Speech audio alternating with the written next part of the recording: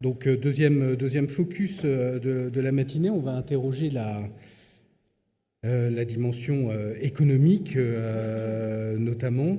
On pose la question, donc la ville est-elle un investissement comme un autre? Ses usages se transforment, on l'a vu ce matin, ses besoins aussi. Quelle place pour les investisseurs? Comment les acteurs publics et privés peuvent-ils répondre à la transition qui s'amorce? De quels outils disposent-ils? On a trois exemples très concrets pour illustrer justement la variété de ces outils, des modèles de portage qui sont à la disposition des acteurs publics et privés pour réussir la transformation des territoires. On aura donc successivement trois interventions. On aura d'abord un projet avec un portage participatif d'une boucle locale d'énergie à Anstein, dans le Nord. C'est Nicolas Schwein, qui est directeur des programmes chez de Mathieu Barre Immobilier, et Victor Jumès, qui est président de Voe, qui est un opérateur énergétique, qui vont nous présenter ce sujet. On évoquera également avec Guillaume Dieuset, qui est directeur général de Sembrez, un autre modèle de portage immobilier qui permet d'accompagner le développement d'une PME spécialisée dans la transformation des moules à Cancale. On évoquera ça.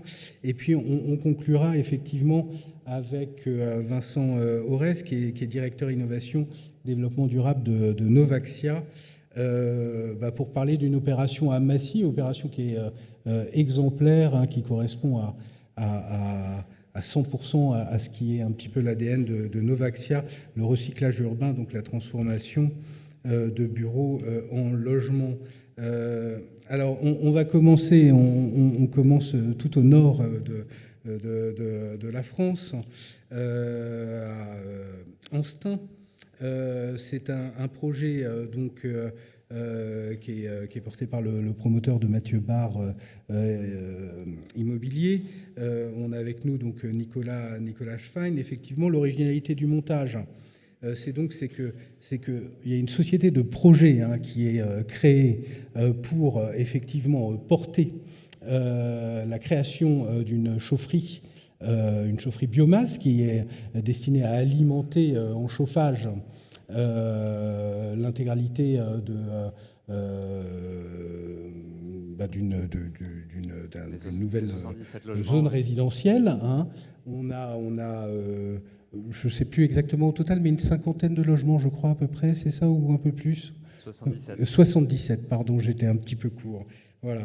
Et l'intérêt, effectivement, et l'originalité de ce montage, c'est que cette société de portage, effectivement, est participative, c'est-à-dire qu'on demande aux habitants, aux entreprises locales, à ceux également qui vont s'installer dans ces nouveaux logements, de prendre une participation financière dans cette société. Alors, Victor Jumès, qui est l'opérateur énergétique qui vous accompagne pour la société Voe, qui vous accompagne effectivement pour la partie, je dirais, technique, mais aussi montage de l'opération. Parler, parmi les clés du succès, du courage du promoteur. Alors ma question s'adresse à Nicolas Schwein, justement. Vous confirmez, il faut du courage pour porter ce type de projet aujourd'hui? Bonjour à tous. Nicolas Schwein de Mathieu Barre Immobilier. Donc on est co-aménageur de ce morceau de ville qui est situé juste à côté de Villeneuve-d'Ascq, sur la commune d'Anstein. On est sur une petite commune assez rurale, de 1600 habitants. Donc le projet comporte 77 logements. Ce projet va rajouter quasiment 10% de la population d'Anstein. Donc c'est quand même un projet à l'échelle de la ville qui est relativement important, mais qui est à l'échelle de Villeneuve-d'Ascq et de Lille reste un petit projet de 77 logements. Alors on a des commerces, on a des bureaux et de l'activité, mais on aménage 1,8 hectare sur cette parcelle. Et ce qu'il faut préciser, c'est qu'effectivement le courage faut le remettre dans le temps. C'est-à-dire quand on a gagné le concours il y a 5 ans, on n'était pas effectivement dans cette crise énergétique. Et quand on a imaginé proposer cette société de projet qui porte l'investissement sur la chaufferie biomasse sur boucle locale d'énergie. Alors, une petite aparté technique, hein, Victor précisera tout à l'heure, mais on est sur, faut imaginer que c'est un réseau de chauffage urbain en fait, hein, mais à une petite échelle. Donc c'est le vrai courage à l'époque, c'était de parier sur le fait que la chaufferie se rentabiliserait, l'investissement serait rentable sur aussi peu de logements. Et on voit en pratique que c'est un vrai défi au quotidien. Et puis, ce qui nous a fait aussi gagner la compète il y a 5 ans, c'est de proposer d'ouvrir ce portage de chaufferie aux habitants d'Anstin. Alors, le maire était déjà très câblé pour pouvoir accueillir ce genre de projet. Mais là, on est vraiment sur quelque chose qui a été déterminant dans la réussite il y a 5 ans. Et là, on est en train d'éprouver un petit peu le système. Et je dirais le courage, il nous l'a fallu peut-être il y a 5 ans. Aujourd'hui, le courage, c'est d'aller jusqu'au bout et de finaliser le modèle qui est complexe à monter. Ouais. Et puis la conjoncture n'est pas forcément facile, porteuse à l'heure actuelle. Est-ce que c'est un souci également on parle de désolvabilisation des ménages. La demande est un petit peu contrainte à l'heure actuelle. Alors sur les aspects, alors pour répondre et pour compléter les propos de Nicolas, je pense que les habitants ont surtout le souci d'une maîtrise de leur charge. C'est-à-dire que alors, pour la réponse énergétique, ce qui pose beaucoup de questions, c'est de subir sans avoir l'impression de pouvoir agir sur l'augmentation, le prix de l'énergie. Il prend d'électricité, il prend 10, il prend 15, il prend 20. Le gaz, il prend les mêmes proportions et on ne peut pas agir. Et donc là, l'idée, c'est qu'avec les énergies renouvelables, on a cette possibilité de produire donc localement. Là, on parle de biomasse produite locale, mais on a les mêmes modèles sur le photovoltaïque, donc pour produire de l'électricité. Finalement, on va investir sur une installation qui va nous permettre une meilleure maîtrise des charges. Alors, ce qui se passe habituellement, c'est que sur des très grosses opérations, vous avez des réseaux de chaleur, des opérateurs publics qui sont capables de se mobiliser. Sur des petites opérations de 70, 100 logements ou des opérations mixtes, c'est plus compliqué. Là, en Stein, il n'y a pas le réseau de chaleur qui passe. Donc il y avait le choix entre, on va se le dire, en 2018, c'était des solutions de chaudière gaz individuelle ou rien. Là, le fait de se dire on va créer un opérateur permet de mettre en place ce petit réseau de chaleur. Donc l'opérateur, on crée une société de projet. Cette société de projet, elle va aller vendre la chaleur aux bailleurs, aux propriétaires des logements qui vont, eux, derrière, pouvoir faire des appels de charge. Et la société de projet, elle va gérer donc l'achat de fournitures, l'achat des prestations. Donc là, il y a une structuration du modèle économique qui est réalisé donc par nous. Il y a l'ensemble des contrats qu'on réalise et après on fournit une société clé en main. Alors, ce qu'on nous reproche, c'est de se dire, oui, mais vous êtes opérateur privé, comment on maîtrise les coûts, comment ces discours peuvent être appliqués? Et bien, justement, c'est en disant, nous, on est là pour créer l'outil, mais ça va être aux habitants, à la ville, à des opérateurs publics de devenir actionnaires pour alors je vais passer ça, pour pouvoir le gérer. Donc là, l'idée, c'est qu'une fois que toute la partie juridique est montée, une fois que les solutions techniques ont été clairement identifiées, qu'on a un coût de l'énergie, finalement, on va ouvrir une société de projet dont le capital va être détenu en grande majorité par le public. Alors il y a plusieurs niveaux. Donc il y a évidemment la ville d'Anstaing qui est actionnaire. Alors, je passe j'ai une réunion avec la ville dans 2 jours, et donc du coup ils vont valider le montant de l'actionnariat. On a des outils publics, on a une SEM Énergie Hauts-de-France qui elle aussi va être actionnaire, qui est l'émanation, qui est un investisseur du conseil régional, qui va être aussi actionnaire. Ces 2 acteurs-là, ils vont être majoritaires. Donc finalement, la ville, elle va mettre X%, et la SEM aura 51 moins X%. Donc pour que finalement la société elle soit gérée par l'action publique. Et après, derrière, les habitants, ils vont avoir la possibilité donc d'acheter des parts, soit parce qu'ils sont propriétaires des logements, et donc du coup ils veulent maîtriser justement le prix, ils veulent avoir les informations sur pourquoi l'énergie, le prix de mon énergie, elle évolue. Mais vous avez aussi des riverains qui peuvent être engagés justement et qui peuvent être sensibles à cette démarche, et qui vont aussi pouvoir être actionnaires. Et enfin, vous avez des entreprises, on discute, alors voilà, nous, Voé, on est actionnaire, mais on va être ultra minoritaire, on vise 5% du capital, juste pour pouvoir être là en tant que, voilà, sur le long terme, et pourquoi pas d'autres entreprises qui pourraient être aussi mobilisées. Voilà. Donc là, aujourd'hui, comme on l'a échangé, pour aller très vite, parce que je sais que le temps est court, donc la société est en cours de montage. Il y a eu... voilà. On voulait donner l'argument aux habitants qui pouvaient nous reprocher de dire « Oui, mais vous êtes une structure privée, comment on va maîtriser, comment on va avoir la garantie du prix ?»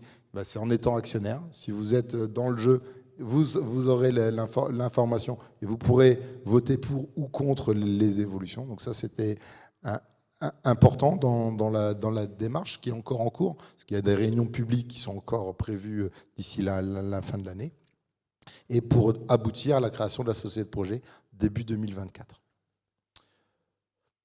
La difficulté, c'est que tout nouveau modèle demande beaucoup de pédagogie, donc on y passe beaucoup de temps. Pour le point, et je pense que c'est le lien avec ce qui se passe depuis ce matin, j'écoute avec beaucoup d'attention, c'est que nos métiers ils sont en train d'évoluer, puisqu'on va, surtout nous, en tant qu'opérateurs de la ville, être de plus en plus impliqués dans l'exploitation, en fait. Donc là où il y a quelques temps, on était... voilà, à la base, moi je suis bureau d'études, hein, donc une fois que j'ai livré un bâtiment, qu'on a mis en route le chauffage, on n'en entend plus parler, ou alors c'est des sujets de SAV.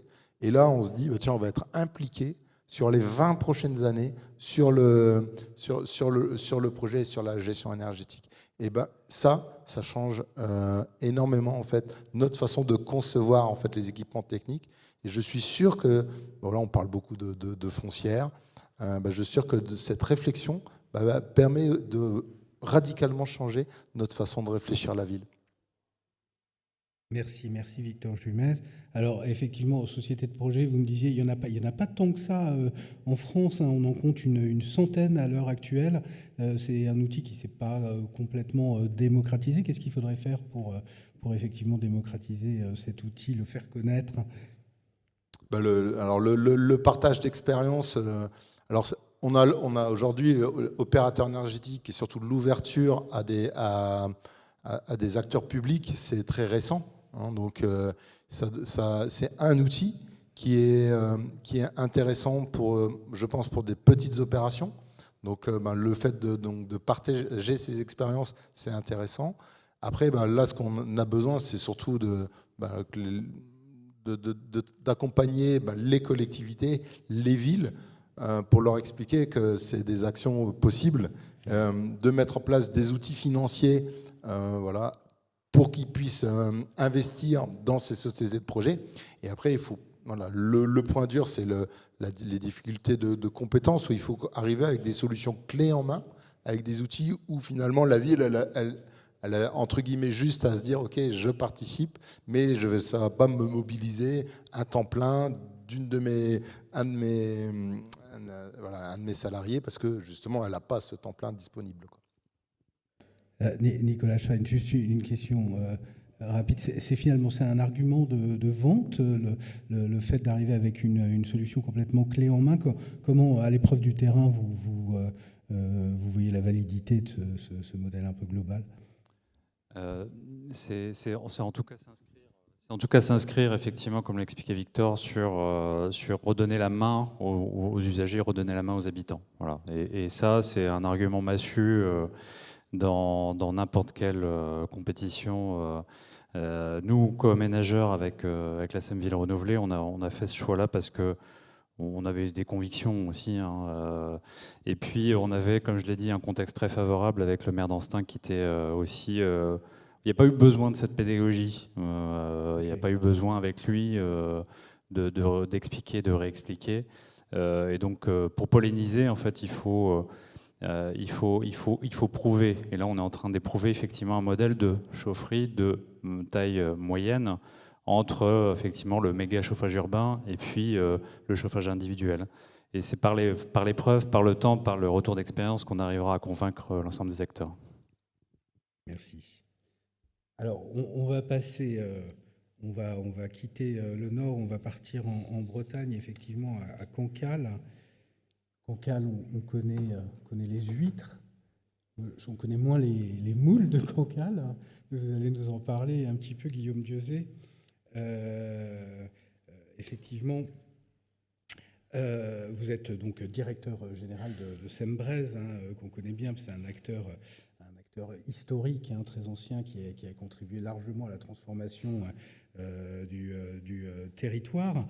L'enjeu, là, ce dont on va parler, effectivement, c'est comment soutenir un petit peu l'économie locale, comment préserver, renforcer le tissu économique et autour, à travers un outil, effectivement, un outil de portage immobilier, avec Brez Immobilier, qui est donc une filiale de SEM Brez, qui va accompagner des PME locales en assurant le portage effectivement de la partie immobilière de leur projet, un investissement que ces PME ne sont pas capables de faire en totalité à l'instant T, mais qui va justement être un petit peu lissé dans le temps grâce à l'intervention de Brez Immo.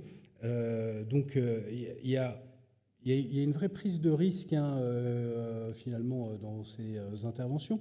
Vous investissez au total à Cancale sur cette opération. C'est un investissement global de 15 millions d'euros que vous ne portez pas forcément en totalité, mais c'est un investissement global de 15 millions d'euros. Vous nous dites effectivement... c'est pas la première opération de ce type que vous menez en même temps, et puis vous nous dites, mais si on le fait pas, finalement le projet ne sortira pas. Donc effectivement, votre positionnement, vous n'êtes pas là pour concurrencer effectivement les autres acteurs de l'économie classique, notamment les banques, qui pourraient être là pour prêter de l'argent, mais vous êtes plutôt là pour les suppléer dans la mesure où à un moment elles ont dit non, cette opération on va pas la soutenir. Donc là, c'est là que vous prenez le relais. Vous avez tout dit, en fait. Non, je ne veux pas tout dire. Donc, bonjour à toutes et à tous. Donc, direction, effectivement, la baie du Mont-Saint-Michel, qui est connue pour ses huîtres, mais qui est aussi connue pour ses moules. Et on est en octobre 2020. Un chef d'entreprise, Christophe Le Bihan, patron de Mitilimer, société qui est le leader national des productions de moules en France, avec 30% du marché, vient nous voir et en nous disant qu'il a un projet qui s'appelle le projet Carbone. Alors il y a une petite connotation bretonne dans le nom de la société et puis un nom qui est relatif au carbone. Il veut faire de la moule la protéine animale au plus faible bilan carbone. C'est 300 fois moins que le bœuf. Et donc c'est son projet. Son projet, c'est de réunir au sein d'un même site, donc à Cancale, l'ensemble de ces sites de production pour simplifier les flux logistiques. C'est également de réaliser une unité un peu particulière dont vous avez peut-être entendu parler dans l'actualité. C'est une unité qui vise à traiter les moules de petite taille qui aujourd'hui sont inexploitables en deçà de 4 cm et qui sont déversées sur l'estran. et qui génère des odeurs pas très agréables dans la baie du Mont-Saint-Michel. Donc il veut traiter ça par un procédé innovant et puis développer l'emploi, passer de 60 à 150 personnes à terme dans son usine pour un investissement global d'immobilier de 22 millions d'euros. Et c'est là que ça coince, puisque les banques ne le suivent pas et ils nous demandent si on a une solution de portage. Et donc on est intervenu avec un outil qui maintenant a quelques années, qui est l'outil Braisimo, filiale de Sembraise, qui s'est engagé dans ce projet avec un soutien, je regarde Isabelle, très appuyé de la Banque des Territoires à tout niveau, c'est-à-dire à la fois au niveau de Braisimo, mais également au niveau du projet lui-même, parce qu'il était de taille très importante. Et on a proposé à ce chef d'entreprise de porter son immobilier en se mettant d'accord avec lui sur un principe de rachat progressif jusqu'à 11 ans maximum. Donc il sera propriétaire à l'issue des 11 années. On lui a également proposé une maîtrise d'ouvrage expérimentée. Nous, c'est ce qu'on sait bien faire. On sait bien faire de la maîtrise d'ouvrage de projet immobilier. Et puis on s'est mis d'accord également sur un rendement des fonds qu'on allait investir dans le projet. L'originalité dans la SCI, c'est, vous voyez, il y a Braisimo, il y a la Banque des Territoires, et puis Mitilimer, donc qui est notre locataire et aussi notre associé. Et donc on va lui céder au fur et à mesure que le temps passe des parts de SCI pour qu'il en devienne propriétaire. Donc ça, c'est le cœur du montage qu'on a réalisé. Je vais vous proposer un petit survol, j'espère que ça va marcher. Donc non, le film, je ne peux pas l'accélérer. Je vais vous proposer un petit survol du bâtiment. Ça ne veut plus démarrer. On n'est pas obligé de passer le... Donc le bâtiment, je vais faire les commentaires en live, on est sur un terrain de 3 hectares, dans une zone d'activité qui avait été décidée par la collectivité pour être dédiée aux activités de mytiliculture et de conchyliculture. Donc toutes les parcelles sont branchées à l'eau de mer. Et donc on est en train de réaliser ce projet que vous voyez devant vous, avec un bâtiment de bureau de 800 mètres carrés, une usine de 6500 mètres carrés, les bâtiments des utilités, les bassins aquacoles que vous voyez devant vous au premier plan, et puis 4400 mètres carrés de panneaux photovoltaïques en ombrière ou en toiture qui vont venir alimenter l'usine pour ses besoins électriques. Donc, j'ai dit au départ un investissement de 22 millions d'euros. Nous, on travaille sur un investissement immobilier de 15 millions d'euros et il y a le process également qui est à réaliser par le chef d'entreprise. On est allé assez vite pour ce projet. J'ai dit prise de contact en octobre 2020. On prévoit de livrer les premières zones en novembre 2023 pour que le process puisse commencer à s'aménager pour une mise en production en avril 2024. Donc c'est assez rapide. Le tout dans une activité, quand on parle à un industriel, il a tendance un peu à changer d'avis ou à avoir beaucoup d'idées. Et donc il faut être capable de digérer tout ça le temps de la construction. Voilà des photos, la photo du bas, c'est la photo fin août. Donc on avance bien, il me manque une slide. Oui, voilà celle-là. Prendre des risques, c'était votre question, prendre des risques au côté industriel. Oui, on prend un risque parce qu'aucune foncière privée ne n'irait aujourd'hui investir sur un immobilier industriel à Cancale. Et donc, si ce n'est pas un outil d'initiative publique, je pense que ce projet ne se ferait pas. Donc, on a regardé le BP de Mitilimer dans son développement pour vérifier sa capacité à porter des loyers. Notamment au démarrage, puisqu'il va prendre possession d'un lieu quand même de très grande dimension dès le mois d'avril prochain. On lui a proposé un loyer qui permet de faire face à d'éventuels défauts, c'est-à-dire que nous, le pire des scénarios, c'est qu'il ne puisse plus payer ses loyers, qu'il parte, et donc on se retrouve avec un actif sur les bras. Et donc sur cet actif, on se dit qu'un actif de facture agroalimentaire branché eau de mer, donc c'est 3 hectares branchés eau de mer, c'est la plus grande parcelle en Europe aujourd'hui qui est branchée eau de mer, qui dispose donc d'une production autonome d'électricité, de bureaux certifiés. On se dit qu'on a un actif qui vaut encore quelque chose à cet endroit-là. C'est un risque raisonné. C'est un risque raisonné. Mais dans l'expérience de Braisimo, on a pris des cartons, hein, donc on fait attention.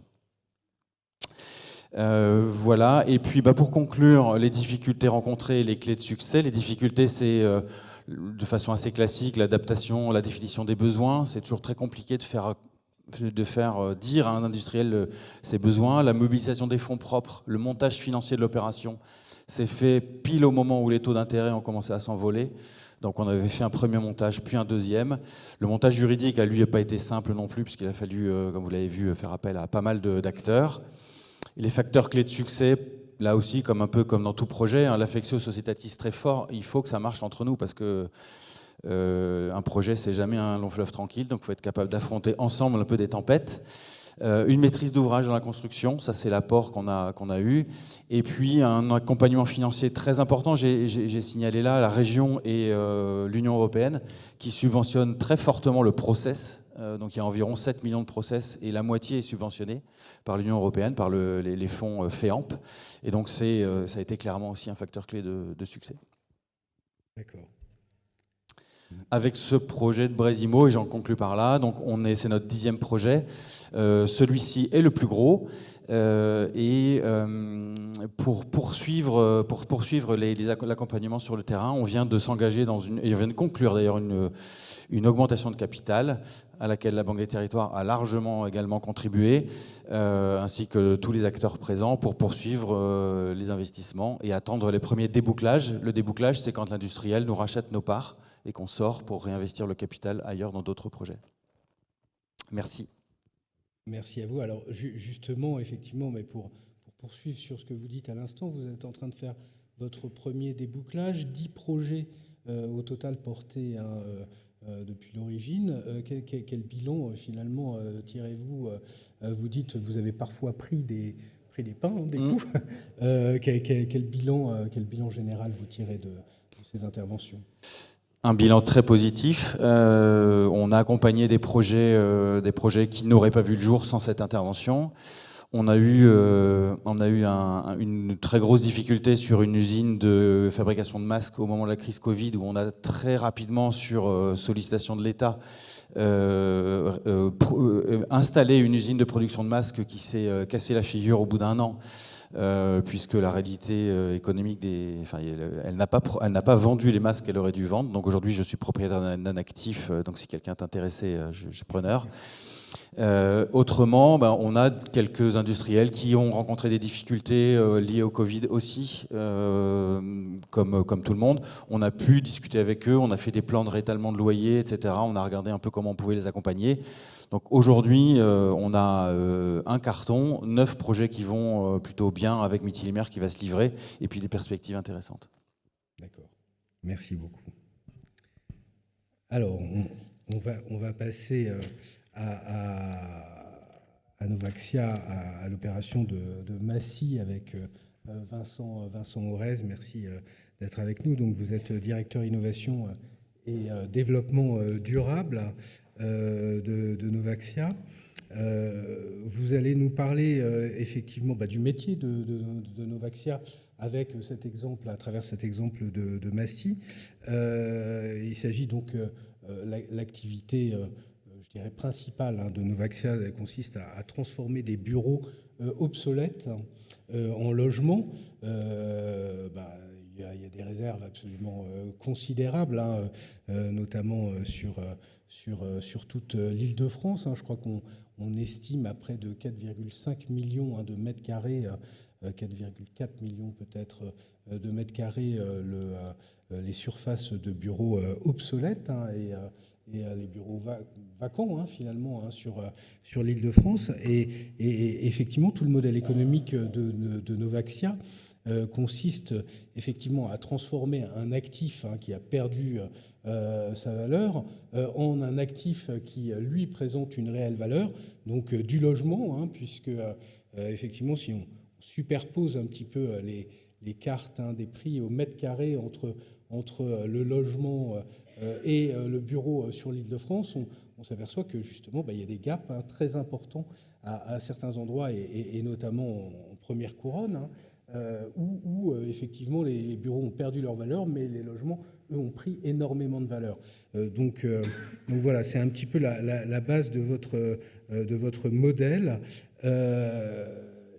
au début de l'année, effectivement, Joachim Hazan, qui est le président fondateur de Novaxia, présentait un petit peu l'activité du groupe, tout à fait satisfait. Il disait les planètes sont alignées, hein, c'est tout ce dont je viens de parler, effectivement. Est-ce que les planètes sont toujours alignées, effectivement, quelques mois plus tard? On voit qu'on traverse une crise importante du logement, une crise de la promotion immobilière, et les promoteurs sont vos partenaires. Alors, est-ce que vous subissez le contre-coup de cette crise? Bonjour à tous, merci pour la question. Quel acteur immobilier aujourd'hui pourrait ne pas dire qu'il est remué, chahuté par tout ce qui nous arrive à tous, hein, opérateurs, je pense, publics, parapublics, privés, par la hausse des taux en particulier. Peut-être mon point, ce sera de vous montrer, nous, un modèle d'investissement, un modèle aussi de développement immobilier, qui permet, sinon de diminuer la crise, en tout cas d'en atténuer un petit peu les effets, à travers une opération, effectivement, que je vais montrer. Alors, pourquoi je vous mets ça au début à gauche? En bas à gauche, vous voyez donc Joachim Hazan, qui est le président fondateur de Novaxia, et vous voyez ensuite des personnes qui sont du monde de l'assurance vie et des ministères publics. C'était à l'époque 2 ministres, la ministre chargée de l'ESS et la ministre chargée du logement. Sur cette photo, vous ne voyez pas encore, de promoteurs immobiliers. Pourtant, vous allez voir que c'est bien avec eux qu'on fait tous nos projets. Pourquoi? Parce que notre modèle d'investissement et de financement, donc du recyclage urbain, il est hybride, il est assez différent, puisqu'on réunit au sein de fonds immobiliers, avec une société de gestion agréée par l'autorité des marchés financiers, on réunit plusieurs dizaines de milliers de particuliers à partir de 100 € dans des fonds immobiliers. Donc vous réunissez 100 000 personnes, certains mettent 100, d'autres mettent un petit peu plus, et ensuite on a un fonds immobilier qui peut faire, l'une des choses qu'on a entendues d'ailleurs avant, du portage immobilier.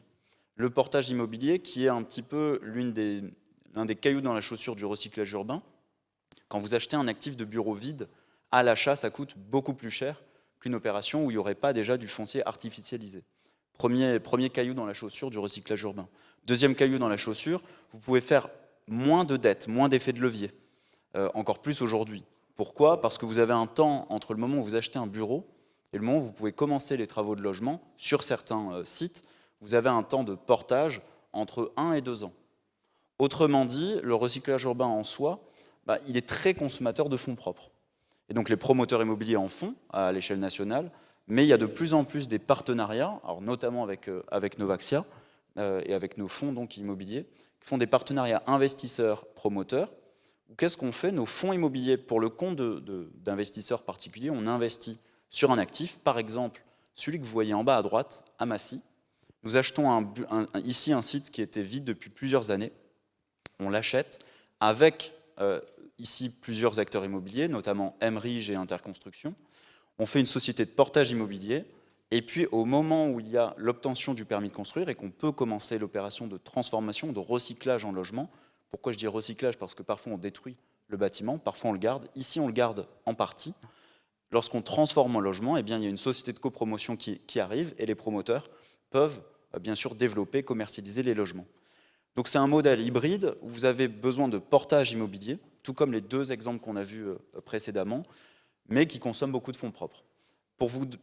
Donc quand on a lancé Novaxia Air, qui est notre fonds immobilier très grand public en assurance vie, qui permet donc à des investisseurs particuliers de produire du logement à partir du recyclage urbain, on l'a lancé le 19 janvier 2021, et à l'époque, le groupe Novaxia en faisait déjà depuis 17 ans.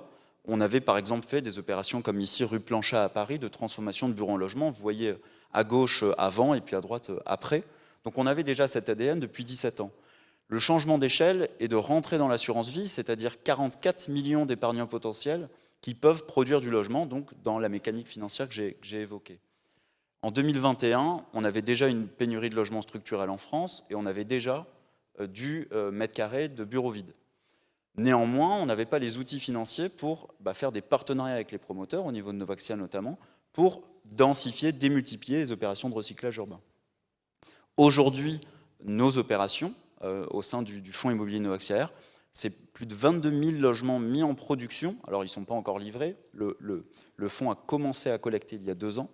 Et aujourd'hui, c'est une capacité d'investissement annuelle d'environ 1 milliard d'euros, uniquement pour faire ce que vous voyez là, du recyclage de bureaux en logement, toujours dans notre modèle, en partenariat avec les promoteurs immobiliers, au début ou au milieu, et on va le voir sur Massy. Plus globalement, si je prends un peu de recul sur notre modèle, la question de notre focus, c'est quelle place pour les investisseurs, et je prends ici une étude issue de l'Urban Land Institute au niveau européen, qui ont posé la question à plus de 1000 personnes, 1000 acteurs institutionnels immobiliers au niveau européen, et leur ont dit qu'est-ce que vous recherchez en tant qu'investisseur et qu'est-ce que surtout vous souhaitez vendre. Et vous voyez à gauche les flops et les tops du marché immobilier européen. Les flops, c'est par exemple, et j'ai ici encadré les bureaux périphériques en première, deuxième couronne, et puis à droite, c'est ce qui est plutôt recherché. Vous avez tout ce qui concerne les sciences de la vie, l'innovation, donc des sites d'activité, d'industrie, et puis vous avez tout ce qui concerne le logement, que ce soit du logement social, logement abordable, mais aussi du logement pour personnes âgées. Donc on a une pénurie de logements structurels et on a aussi un problème sur certaines régions, pas partout, et sur certains territoires, avec trop de bureaux, en tout cas du bureau qui n'est plus adapté à la demande de bureaux actuels. Donc considérant en fait cette offre et cette demande, c'est comme ça qu'on a décidé de faire un fonds de production de logements et un fonds qui produit cette fois tout ce qui concerne l'innovation, industrie et laboratoire de recherche. Donc la logique pour nous investisseurs, c'est vraiment de regarder de quoi ont besoin les villes et qu'est-ce qui est finalement le moins cher aujourd'hui, et donc ce que vous avez évoqué, où est la décote pour faire l'équation économique. Maintenant, je vais revenir sur Massy, puisque c'est effectivement le site idéal, tant au niveau des parties prenantes que du projet lui-même immobilier et de son financement, qu'on aurait pu rêver en 2021 quand on a lancé le fonds, et qui aujourd'hui est bien là, et qui devrait commencer les travaux d'ici quelques mois. Ce site, il est situé en cœur de ville. Il est sur une zone qui avait déjà été pensée, notamment par Paris Sud Aménagement, qui regardait l'ensemble des dynamiques territoriales, et on savait que sur certains sites, il y avait du bureau qui n'était plus adapté, et il y avait une pénurie de logements très très forte. Et donc on a regardé sa localisation, et la première chose que nous avons faite sur le modèle économique, c'est qu'on a donc acheté sans conditions suspensives, avec les partenaires que je vous ai évoqués, Interconstruction, Emrige et The Babel Community. Et lorsqu'on achète un site vide comme celui-ci, qui était mise en location, mais qui était vide et qui ne trouvait pas preneur, l'une des choses qu'on fait, ça n'est pas totalement dans notre modèle économique, mais je vais y revenir sur les parties prenantes, c'est un outil extraordinaire d'impact social qui sert et qui permet aussi de dialoguer, c'est la mise à disposition gratuite ici du site. Donc le site était vide depuis plusieurs années. Le jour où on a eu les clés, on était déjà en lien avec Paris Sud Aménagement et la ville de Massy, et donc on a pu commencer à mettre à disposition le site auprès ici de plus de 15 acteurs solidaires de production sur ce site qui, le temps d'obtenir et de commencer les travaux, ont pu commencer à activer ce site. Aujourd'hui, c'est plusieurs milliers de personnes qui ont pu venir ici, c'est plusieurs dizaines de personnes qui y travaillent tous les jours, et bien sûr, on travaille avec eux et avec les acteurs publics, parapublics, pour l'étape d'après, avant de commencer les travaux. C'est pas tout à fait une source de revenus, ce que je viens de vous évoquer sur l'occupation temporaire, mais ça ne coûte pas beaucoup plus d'argent de le faire. Ça demande de faire confiance et de travailler en amont avec, par exemple, ici, Paris Sud Aménagement. Et ce qu'on a fait, c'est que grâce à ça, on a dialogué avec l'aménageur. On aurait pu dialoguer avec l'élu en charge de l'urbanisme, bien sûr, avec l'aménageur, mais là, on a pu parler sur le tissu économique et social et sur le tissu ESS. L'une des choses que ça nous a permis d'identifier, c'est le besoin extrêmement fort sur ce site, non seulement de logement, mais aussi de sites d'activité dédiés à l'innovation. Alors pour être très précis sur cette opération de laboratoire de physique quantique juste à côté, où certains acteurs ne souhaitent pas être pile poil sur le plateau de Saclay, mais souhaiteraient bien leur espace à eux dédié à côté. Et donc, par exemple, c'est un besoin identifié avec un preneur potentiel qui est là grâce à un dialogue un peu plus large. Je reviens sur le logement. Le logement, j'ai parlé de l'aménageur, j'ai parlé de la ville, avec ici le maire de Massy, et puis le ministre du Logement qui est venu, puisque derrière, il y a un modèle d'investissement qui nous permet encore une fois d'aligner les planètes, ce que vous évoquiez, entre la politique de production de logement et un modèle de financement pur privé pour produire encore une fois sur ce site qui coûtait plutôt cher à l'achat en termes de fonds propres. Mais l'opération reste rentable pour les investisseurs, si tout va bien, rien n'est garanti, mais si tout va bien, le prix à l'achat et le prix de sortie va nous permettre de servir une rentabilité qui est alignée avec ce qu'on a proposé aux investisseurs. Je vous ai parlé des promoteurs qui sont essentiels, bien sûr, sur l'opération. Enfin, pour reprendre nous ce qu'on voit sur Massy, mais ce qu'on voit en fait à peu près partout, donc aujourd'hui 22 000 logements mis en production, sans étalement urbain, uniquement à partir de sites vides, aujourd'hui déjà artificialisés, eh bien ça nous permet de dire qu'on ne va pas résoudre la crise du logement, très certainement avec 1 ou même 10 fonds, Novaxia et ses confrères, avec ce type d'opération. Néanmoins, étant donné la panne structurelle de production de logement, on pense, vu notre retour d'expérience, que c'est un moyen qui est déjà rentable, qui vise la rentabilité, mais qui pour l'instant atteint la rentabilité, qui est financé par des investisseurs particuliers, qui ont un peu plus peur désormais du bureau, et à raison pour certains territoires, et où le logement, lui, il y a une pénurie structurelle. Donc l'objectif ZAN, on pense qu'on peut produire du logement en masse en France sans étalement urbain. Est-ce que ça va résoudre la question du logement? Sans doute pas, je le redis, mais c'est une contribution nécessaire, sans doute. L'autre chose, c'est que le site que vous avez vu à Massy, on recrée même de la pleine terre. Autrement dit, le site est bétonné, et à la fin de l'opération, on aura enlevé du béton et remis au moins 6 mètres de pleine terre sur l'opération, plusieurs milliers de mètres carrés. Pénurie de logement en zone tendue, je ne vais rien vous apprendre en vous disant que c'est un sujet très d'actualité, mais qui va sans doute le rester ces prochains mois et années. L'IUIF nous a indiqué dans une très récente étude que non seulement certains bureaux étaient vacants, et avec le télétravail désormais, ils allaient sans doute rester vacants sur certains territoires, mais ce que l'étude IUIF nous apprend, c'est qu'il y a eu une surproduction de bureaux. Sans télétravail, une surproduction de bureaux dans certains territoires. Autrement dit, l'équation économique, elle nous semble encore valable ces prochains temps. Les partenariats investisseurs-promoteurs que j'ai essayé d'évoquer tout au long de ma présentation, pour nous, c'est un modèle qui permet à eux de se développer et à nous d'avoir les meilleures opérations avec eux et de produire du logement. Et puis enfin, j'ai parlé un petit peu d'occupation temporaire, mais le site de Massy, par exemple, va être aligné avec la taxonomie européenne. Je ne sais pas si ça vous parle, mais en tout cas, ce sont des critères de durabilité sur un permis de construire, notamment une opération. C'est aussi une opération qui va produire du logement bas carbone, labellisé, NF Habitat HQE. Et tout ce qu'on voit aujourd'hui autour de la finance et du domaine bancaire aussi sur l'ESG, nous impacte très concrètement, au-delà des labels et des alignements dans des classifications. Je vous donne 2 exemples, et je terminerai par ça. La première chose, c'est que les banques qui nous financent, par exemple la SOCFIM du groupe BPCE, financent et aujourd'hui réfléchissent, voire ont mis en œuvre des prêts à impact dont le taux d'intérêt est légèrement, mais il varie quand même un petit peu, en fonction de critères ESG. C'est quelque chose qui est assez révolutionnaire, même si on ne parle pas de sommes immenses, la banque accepte de dire que si c'est ESG, le taux d'intérêt sera moins cher. C'est un changement qui, on pense, va rester et va même se développer. Première chose sur les banques. Et la deuxième chose, bien, les investisseurs ils recherchent de plus en plus, en particulier nous, on réunit des particuliers, des opérations de ce type, sans étalement urbain, production de logements et bâtiments qui visent le bas carbone. Et là, on voit bien que aujourd'hui, les fonds immobiliers qui produisent du logement dans ces conditions ont un relatif, ça répondra, j'espère, à votre question, un relatif succès, tout est dans le mot relatif, par rapport aux autres fonds immobiliers.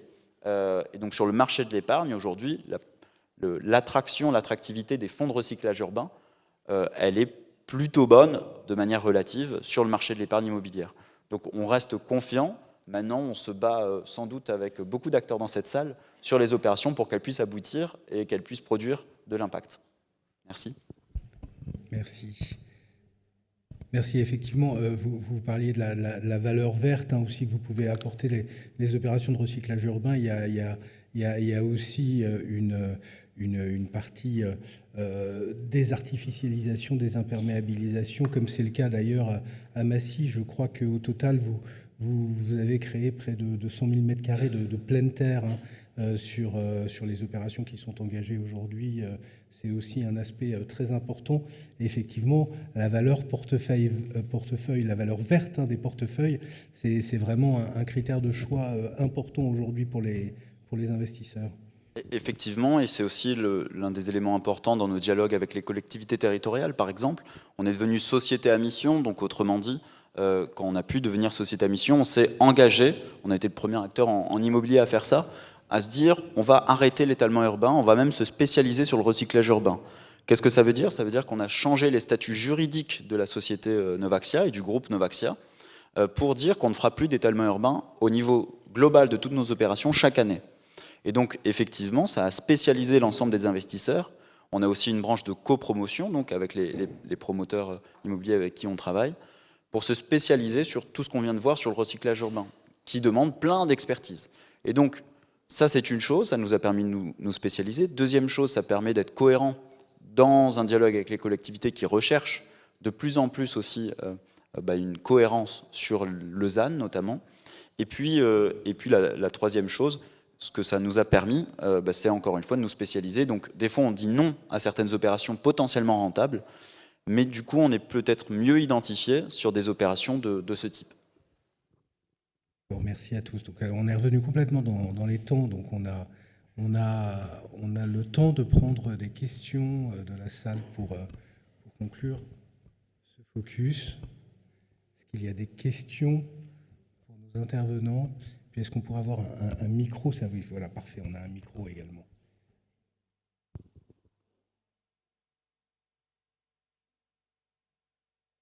Alors j'ai une question des internautes pour patienter le temps effectivement que la salle prenne la parole.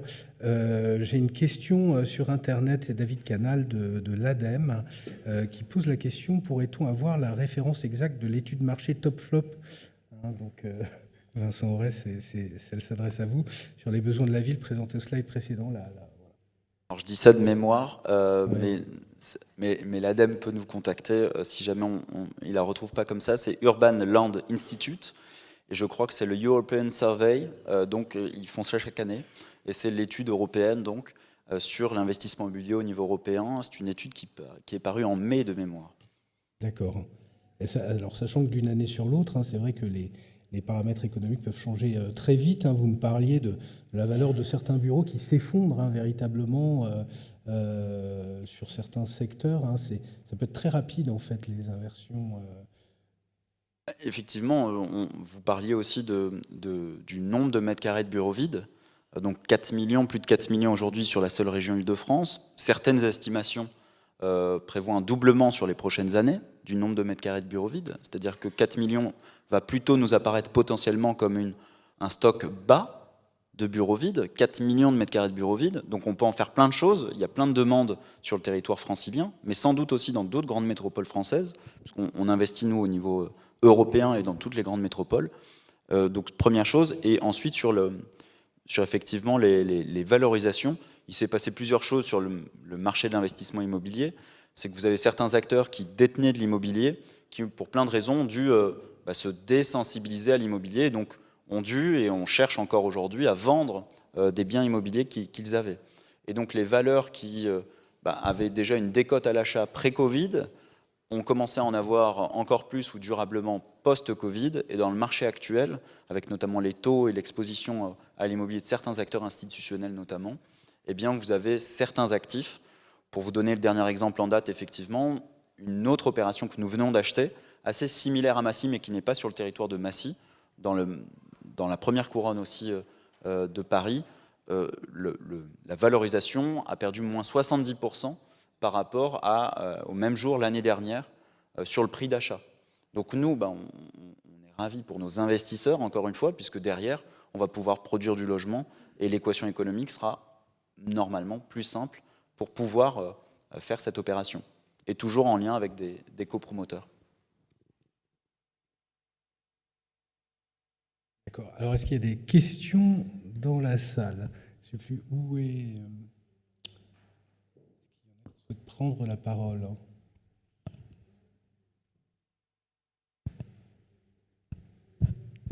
Non, alors, on va revenir peut-être un petit peu sur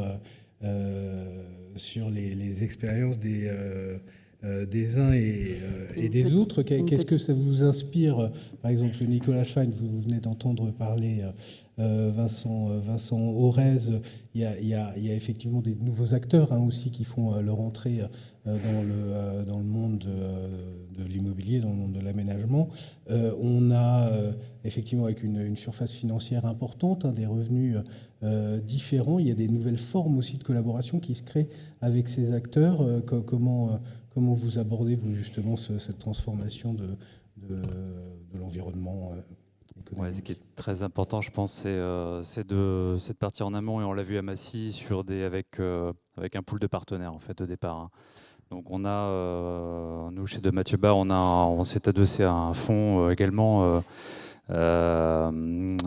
pour justement pouvoir acheter des actifs sans condition et pouvoir ensuite les transformer avec des usages différents. Et ces usages, en général, on les environne avec plusieurs acteurs, les utilisateurs, pour pas se tromper, hein. C'est-à-dire qu'effectivement, dans un marché aussi mouvant qu'on le vit en ce moment, le pire, c'est encore de se tromper sur la valorisation.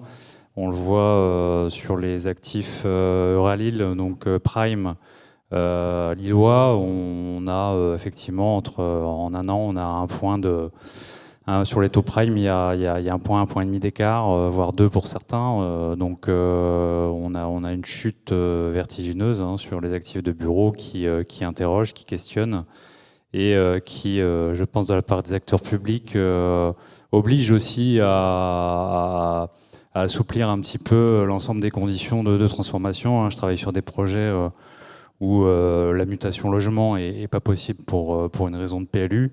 Ça, il faudrait quand même peut-être revoir un petit peu le logiciel côté ville et agglo pour pouvoir faciliter cette transformation de la ville. D'accord. Alors, effectivement, les financements, c'est important, c'est très important.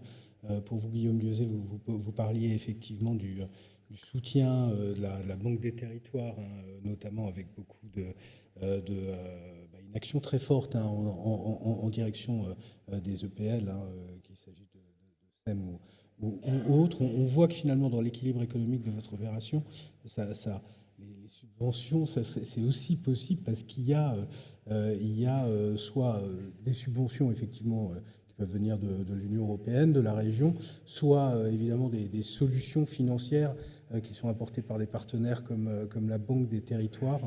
Est-ce que vous pouvez nous expliquer un petit peu comment fonctionne cet équilibre?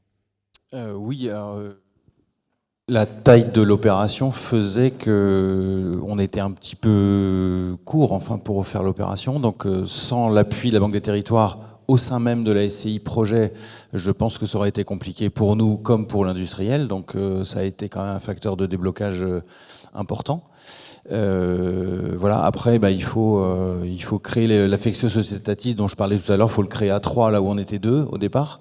Mais les choses se font et les choses avancent plutôt bien. Après, l'entrée de la Banque des Territoires, mais c'est aussi la dynamique qui est en place, c'est aussi une exigence plus forte sur le portefeuille. Il y a eu des exigences de labellisation sur l'immobilier, par exemple. Et puis, les enjeux qu'on a devant nous demain, c'est de réhabiliter plus d'actifs industriels. Aujourd'hui, c'est pas tellement dans la culture d'un chef d'entreprise que de racheter des actifs pour les recycler. Considérer que c'est toujours quelque chose sur mesure, c'est toujours à la demande. Et puis monter en hauteur aussi, ça c'est un sujet qui dans les zones en Bretagne ça ne se fait pas, on a tendance évidemment à s'étaler. Et troisième point, c'est la question de l'énergie sur lesquels il faut absolument travailler pour avoir des actifs dotés de capacités de production énergétique. Oui, effectivement, vous m'en parliez, ça rejoint un petit peu l'expérience aussi d'Anstin dans le Nord, mais les problématiques énergétiques, elles deviennent un peu prégnantes pour vous. Oui, pour le chef d'entreprise surtout, qui a du mal à payer sa facture actuellement. Donc oui, tout ce qui peut contribuer à la diminution, il le prend. C'est pris en compte, effectivement, dès le départ. Ouais. C'est le cas sur l'usine à Cancale avec les panneaux photovoltaïques, effectivement. Il y a une question dans la salle, ici.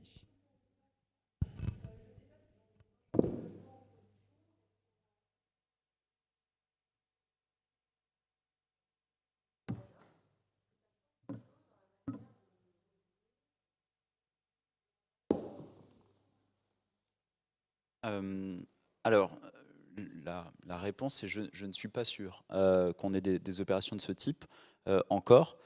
Ça dépendait en fait de la taille de nos opérations, effectivement. Est-ce que ça change la valorisation? On n'a pas de retour d'expérience assez précis pour pouvoir vous dire. Néanmoins, ce que je peux vous dire, c'est que c'est extrêmement utile lorsqu'il y a des... typiquement sur l'opération que j'ai citée, Massy, lorsque vous avez une stratégie territoriale d'aménagement qui est déjà là, avec des acteurs qui ont déjà pensé le territoire, les dynamiques à l'œuvre, on est beaucoup plus en confiance pour venir sur ce territoire investir, parce que, pour vous donner un exemple encore plus concret, sur Massy, le PLU ne permettait pas encore de faire du logement. Donc il y a une prise de risque qui d'ailleurs c'est aussi quelque chose que j'ai entendu dans les opérations de portage de nos 3 exemples. Il y a une prise de risque. Maintenant, il y a plein d'éléments économiques qui nous font avoir confiance sur le fait que ce bureau étant vide et qu'il ne pourra pas être loué, il va bien falloir en faire quelque chose, et il y a une pénurie de logement très forte. Sur la vision de l'aménageur, pour vous répondre, lorsqu'il y a cette vision-là, on est beaucoup plus en confiance. Sur l'occupation temporaire également, il y a déjà des opérations, par exemple, d'occupation temporaire pilotées par l'aménageur sur Massy. Donc tout ça nous a mis en confiance sur le fait qu'on connaissait mieux le territoire et qu'on allait pouvoir dialoguer le temps du portage immobilier. Ça nous arrive en même temps d'avoir des opérations où il n'y a pas ce dialogue-là. Mais ce que je peux répondre sans éléments malheureusement financiers, c'est que ça nous apporte à la fois toujours plus de confiance dès le comité d'investissement, et qu'on peut aller, quand on a plus de confiance en tant qu'investisseur, sur des opérations de plus large taille, puisque ici on est sur l'une de nos principales opérations en termes de volume d'investissement. Voilà. Mais malheureusement, je n'ai pas encore ce retour d'expérience. Toujours une question pour Novaxia. Vous nous avez expliqué que donc, le temps d'attente entre l'acquisition et la rénovation, vous avez prêté les locaux à des structures de proximité. Quel devenir vous intégrez pour elles dans le fonctionnement à terme? Alors, plusieurs éléments. D'abord, ça dépend des types d'occupation temporaire. Je m'explique. On en lance en moyenne aujourd'hui, donc on a industrialisé cette approche. On a toute une équipe dédiée à ça. C'est environ un tiers-lieu temporaire qui est lancé par mois en France dans nos immeubles, détenus donc par nos investisseurs et les promoteurs. Donc un par mois. Donc il faut distinguer en fonction de ce qui est à l'intérieur. D'abord, lorsque c'est de l'hébergement d'urgence, puisqu'il y en a environ 1 sur 10 chaque année, si je résume.